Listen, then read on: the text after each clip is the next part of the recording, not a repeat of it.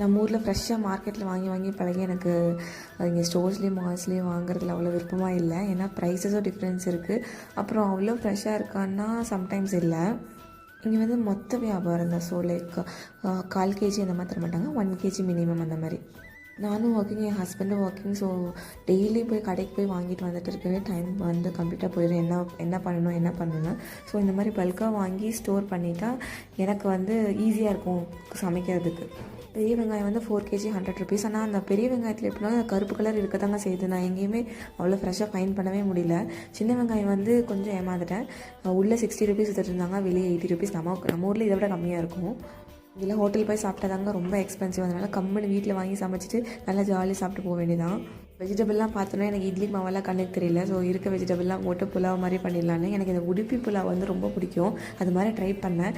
Vegetables அதிகமாக போயிடுச்சு. That's good, பரவாயில்ல.